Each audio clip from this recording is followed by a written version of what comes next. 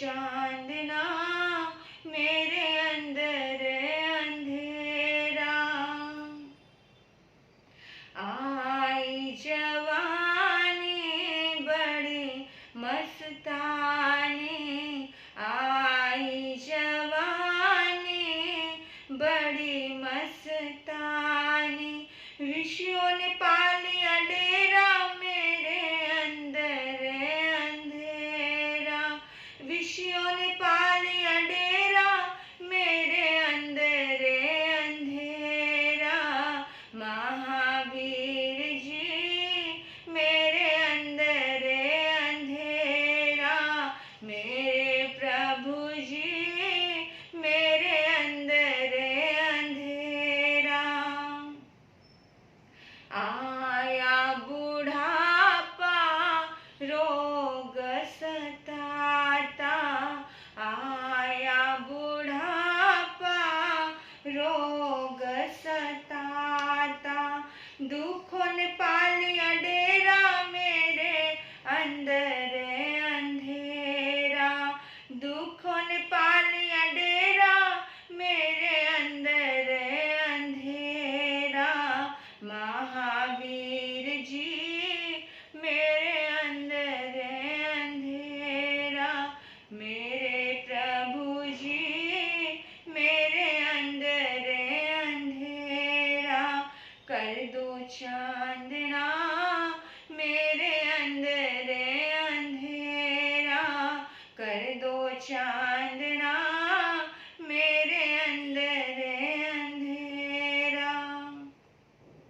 ज्ञान का मन में दीप जला दो। ज्ञान का मन में दीप जलाओ। नाम जपूं मैं तेरा मेरे अंदर अंधेरा। नाम जपूं मैं तेरा मेरे अंदर अंधेरा। महावीर जी मेरे अंदर अंधेरा। प्रभुवीर जी मेरे अंदर अंधेरा। कर दो चांदना मेरे अंदर अंधेरा। कर दो चांदना मेरे अंदर अंधेरा। गुरु चरणों में शीश झुकाओ। गुरु चरणों में शीश झुकाओ। प्रभु चरणों में शीश झुकाओ। भक्तों प्रभु चरणों में शीश झुकाओ। कटे 84 फेरा मेरे अंदर अंधेरा। कटे 84 फेरा मेरे अंदर अंधेरा। महावीर जी मेरे अंदर अंधेरा। महावीर जी मेरे अंदर अंधेरा। कर दो चांदना मेरे अंदर अंधेरा। प्रभु वीर जी मेरे अंदर अंधेरा। मेरे प्रभु जी मेरे अंदर अंधेरा। कर दो चांदना मेरे अंदर अंधेरा। मेरे प्रभु जी मेरे अंदर अंधेरा। प्रिय आत्मा, जिसे अपने भीतर के अंधेरे का ज्ञान हो गया, वो एक ना एक दिन प्रकाश के रास्ते पर जरूर बढ़ेगा और प्रकाश को पालेगा। बड़ी बात है, बड़ी बात है इस बात का बोध हो जाना कि भीतर अंधकार है। नहीं तो जन्मों जन्म बीत जाते हैं, इंसान को इस बात का एहसास ही नहीं होता कि वो अज्ञान में जी रहा है। वो अंधकार में जी रहा है। अरे मूर्ख व्यक्ति भी अपने आप को ज्ञानी समझता है, अपने आप को समझदार समझता है। ऐसा हो गया है आज का समय कि अगर व्यक्ति गलत राह पर है उसे पता ही नहीं, और जब तक जानोगे नहीं, जब तक समझोगे नहीं, तब तक कुछ बदलाव नहीं आ सकता। बदलाव कब आएगा? जब कुछ समझोगे, कुछ जानोगे। जिंदगी के 3 पड़ाव होते हैं, बचपन, जवानी और बुढ़ापा। कुछ लोग बचपन में संभल जाते हैं। वो बालक ध्रुव बचपन में ही परमात्मा के राह पे बढ़ गया और प्रभु को पा लिया। प्रहलाद बचपन में ही प्रभु का साक्षात्कार कर लिया। एवंता कुमार बचपन में ही अपनी जिंदगी की खूबसूरती सबके सामने निखार दी। मेरे बंधुओं, बचपन बड़ा कीमती होता है, बचपन हीरे जैसा होता है, बहुत कीमती। लेकिन जो अज्ञानी होते हैं उनका बचपन बस खेल में जाता है, खेल में चला जाता है, खेल खेल में खत्म हो जाता है। पता ही नहीं चलता कब बीत गया बचपन। नाम नहीं जप पाए, अपने अंदर नहीं झांक पाए, अपनी यात्रा को प्रारंभ नहीं कर पाए, जिंदगी व्यतीत होती चली गई, जवानी आ गई। कुछ लोग जवानी में संभल जाते हैं, बड़े समझदार होते हैं। जिस तरह से पका हुआ फल होता है और वो पका हुआ फल किसी के खाने के काम आता है, तो जवानी बड़ी काम आती है।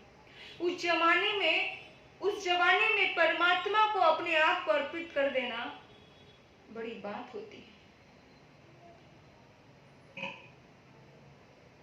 जवानी में जागना बड़ी बात होती है। जागे थे महावीर, जागे थे बुद्ध, सार अपने जीवन का सार समझ लिया था।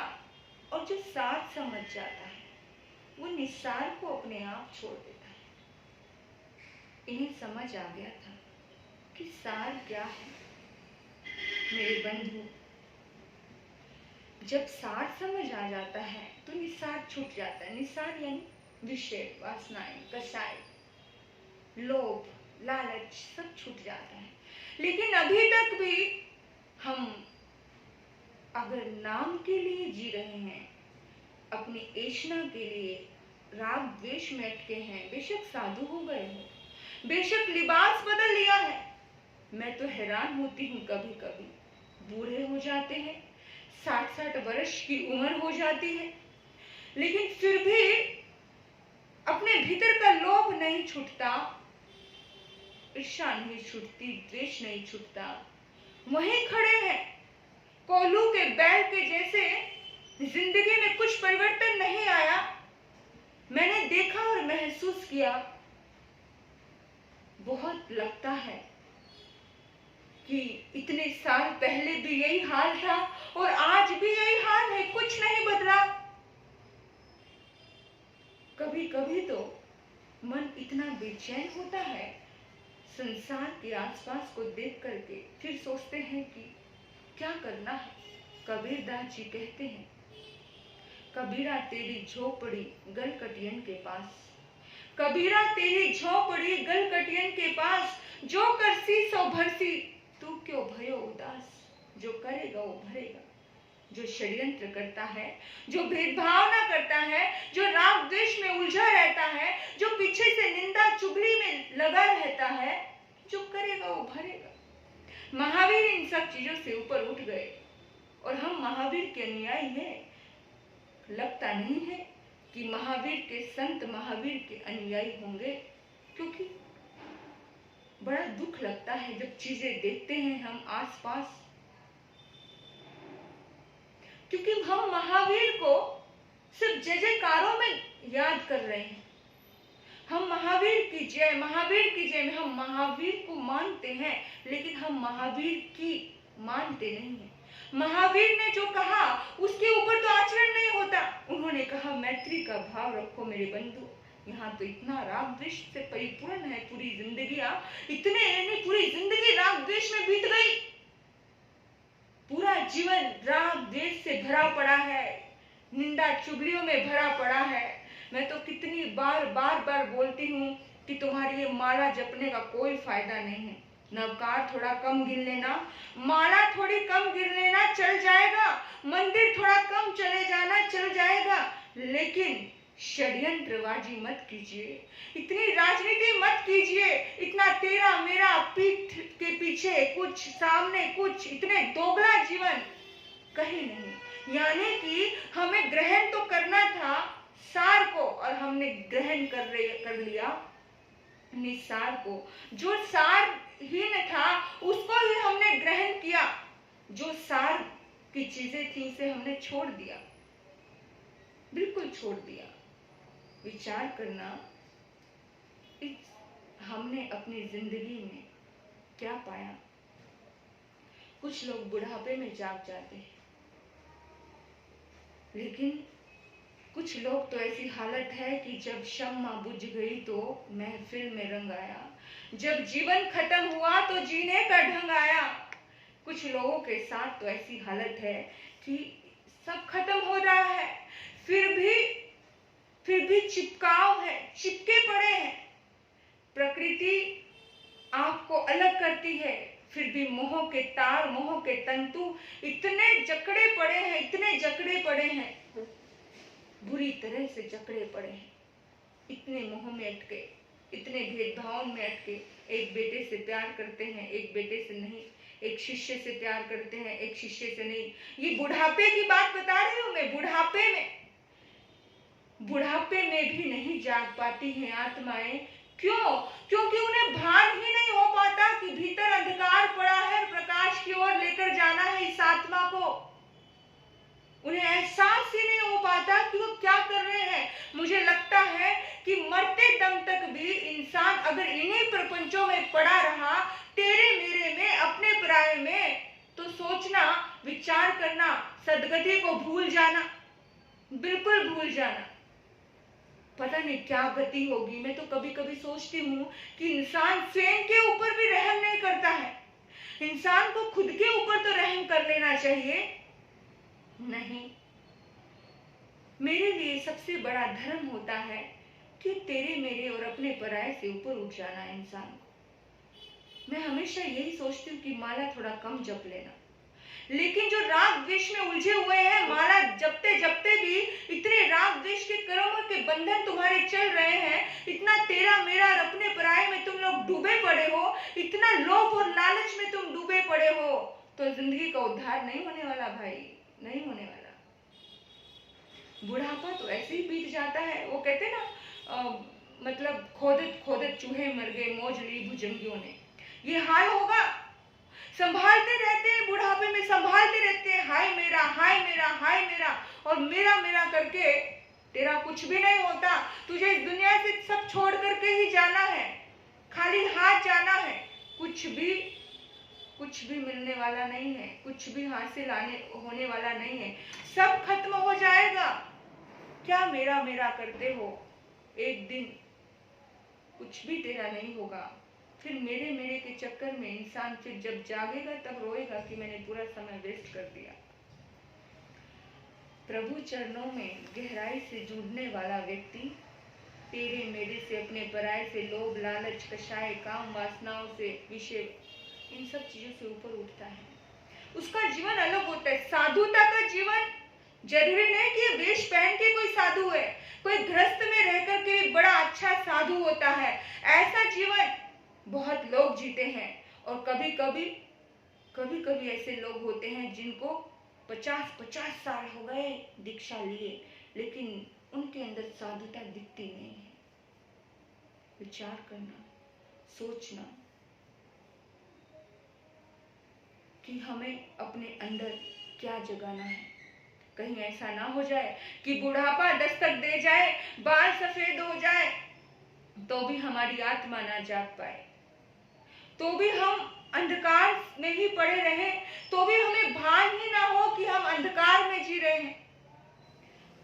जिसने कभी रोशनी देखी ही नहीं, उसे क्या पता कि रोशनी कितनी खूबसूरत होती है। जो अंधा है उसे क्या मालूम कि दुनिया कैसी है। जिसने कभी दुनिया देखी ही नहीं, उसे तो वैसे ही आदत, यानी कि उसको उसी कीचड़ में जीने की आदत है। एक बार की बात है, एक व्यक्ति जा रहा था स्वर्गलोक में, बड़ा पहुंचा हुआ साधक था। उसने कहा, देखा एक सुअर को जो गंदगी में लथपथ है। उसने सोचा कि चलो इस पे दया कर लेते हैं, इससे पूछ लेते हैं। बोला, सुअर, मैं स्वर्ग में जा रहा हूं, तुम चलोगे क्या? सुअर कहने लगा कि स्वर्ग कैसा होता है? बोला, स्वर्ग में बड़ा आनंद आता है, बड़ा अच्छा होता है। बोला, स्वर्ग में ये कीचड़ मिलेगा क्या? स्वर्ग में ये कीचड़ मिलेगा क्या? अब वो महात्मा कहने लगे कि भाई, स्वर्ग तो एकदम साफ सुथरा होता है, स्वर्ग में भला कीचड़ का क्या काम है? फिर वो सुअर कीचड़ में लोटे लगा के कहने लगा, फिर तो मेरे लिए यही स्वर्ग है, मुझे तो इस कीचड़ में ही रहने दो। अब जिन लोगों ने सोच लिया है कि कीचड़ में ही रहना है, जिन लोगों ने सोच लिया है कि अंधकार में ही जीना है, उन लोगों का तो कुछ नहीं हो सकता। लेकिन जिसे अपना भान हो गया वो महान होता है। जिसे स्वयं का भान है वो महान है। जिसे समझ आ गया कि प्रभु अंधकार है, इसे रोशनी से रोशन करना है, वही व्यक्ति 84 लाख जीवा योनियों से मुक्त हो सकता है। वही व्यक्ति 84 लाख जीवा योनि का फेरे से मुक्त हो सकता है। वही सच्चे श्रद्धा से अपने भीतर में ज्ञान का दीप जला सकता है। वही, वरना कोई नहीं। इसमें आया है कि भजन के भाव बड़े प्यारे हैं कि ज्ञान का मन में दीप जला दो। ज्ञान का मन में दीप कौन जलाएगा? ये तो एक प्रार्थना, एक भक्ति है, लेकिन ये दीपक तो हमें ही जलाना पड़ेगा अपने पुरुषार्थ से। बस यही दुआ है कि ये पुरुषार्थ मेरे भीतर हो, आपके भीतर में हो, इस सृष्टि के प्रत्येक प्राणी के भीतर में पुरुषार्थ हो। हम स्वयं के प्रति ईमानदार होकर के जिए। जहाँ पर लगे कि ये हमारे लायक नहीं है, वो कार्य कदापि ना करे, उस कार्य की ओर कभी आगे ना बढ़े। आपने मुझे सुना, आपके भीतर बैठे परमात्मा को नमन करते हुए ओम शांति, ओम शांति।